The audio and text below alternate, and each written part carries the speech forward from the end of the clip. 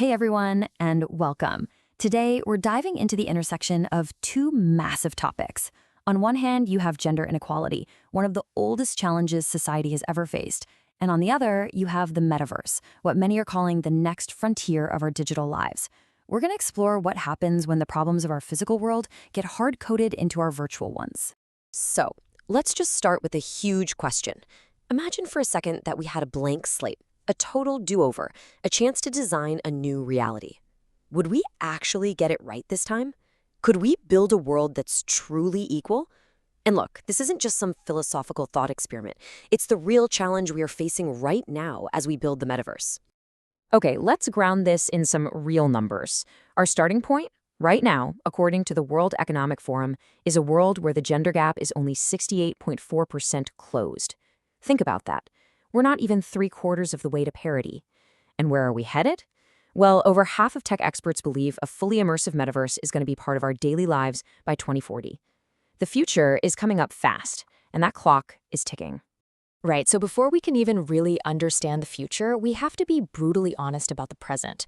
So first up, let's take a hard look at the gaps we already know exist, the real-world disparities that could easily become the foundation for our digital tomorrow. This is the headline number 68.4%. That means on a global scale, we still have a 31.6% gender gap to close. But here's the really crucial part to understand. Not a single country on Earth has achieved full gender parity. Not one. So we're literally building this new world on fundamentally unequal ground. And this data, this shows us who is building that future. When you look at the skills that are literally going to construct the metaverse, the gender parity and enrollment is, well, it's pretty alarming. For tech literacy, it's under 44%. For AI and big data, the brains of the operation, it's even worse, less than 34%, which raises a pretty big question, right? If you're building the future with only half the architects in the room, how can you possibly expect the final building to be for everyone? And it's not just about who's writing the code, it's also about who's writing the rules. This chart shows that worldwide, fewer than 1 in 4 parliament members are women. Now, why does this matter for the metaverse? Because these are the people who create the laws and regulations that will, or more importantly, won't, protect us in these new virtual spaces. A leadership gap like this has massive downstream effects. Okay, so we've established the baggage we're bringing with us on this journey. Now let's turn to the world we're actually building. What even is the metaverse anyway? It's a huge buzzword, I know, but the definition is actually pretty clear. Think of it as a persistent, shared digital space where the physical and virtual worlds kind of merge. And it's not just one single thing, it's a whole mix of technologies. Fully immersive virtual reality, or VR, augmentation reality, AR, which overlays digital stuff onto our real world, and then mixed reality, which blends the two together. And you know, this didn't just pop up out of nowhere. This is the result of decades of work. From these clunky early experiments back in the 90s to the sleek headsets we see today, we're on a very clear path. That 2040 prediction, it isn't just a wild guess. It's an extrapolation of the incredible momentum we're seeing right now. This quote from a director at Meta really captures the ambition here. They see the metaverse not as some niche game, but as the successor to the internet itself, a fundamental shift in how we interact with information and with each other. I mean, the stakes just couldn't be any higher. And this brings us right to the heart of it all today. We are standing at a digital crossroads. You see, the metaverse isn't inherently good or bad. It's a tool, and its impact is going to depend entirely on how we choose to build it and use it. So, what are the two possible paths? On one side, you have this utopian vision, a world that can bridge physical distances, create brand new economies, and offer safe, inclusive communities for everyone. But then, there's the other side, the dystopian path, which looks frighteningly familiar. It's a place that just amplifies the biases we already have, widens the gap between the rich and poor, and creates new, terrifying ways to harass and control people. So how could that dystopian version win? Well, it starts with exclusion, and it's built on 3 key barriers. First, the digital divide, which we already know disproportionately affects women.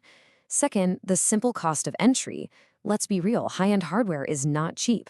And third, that skills gap we just talked about, which means the very architecture of this new world could reflect a very, very narrow point of view. And this leads us to a really fundamental question. We hear so much about the empowering potential of these virtual worlds, but all of that potential is basically meaningless if those worlds aren't safe for everyone to actually participate in. And that, right there, is the challenge. We already know that women and marginalized groups are constant targets for online abuse. An immersive, embodied internet could make that harassment feel even more real, more visceral, and more threatening. Without robust safety and moderation features designed from the absolute ground up, the metaverse could honestly become a nightmare.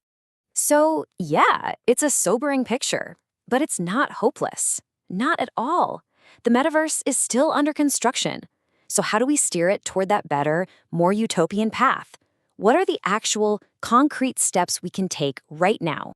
The most important thing to remember is that we have a roadmap. First, design has to be inclusive from day one, thinking about accessibility and representation for everybody. Second, we have to actively work to close those digital and economic divides that lock people out. Third, companies need to get serious about investing in diversity, equity, and inclusion. And the framework's there. 79% of firms already have DEI programs. And finally, as users, we have to demand open systems that empower us, not trap us in some company's walled garden.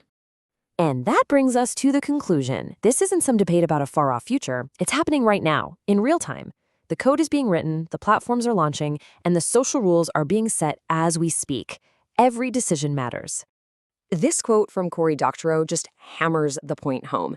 If we just leave this up to corporations alone, it's a recipe for disaster. It risks creating a digital world that just copy-pastes the power imbalances of the physical one. We need oversight, we need regulation, and we, the public, need to be vigilant. So I'll leave you with this final thought. The metaverse isn't some new continent that we're just discovering.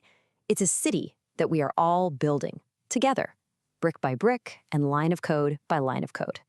So the question for all of us is, what kind of world will we choose to build? Thanks for watching.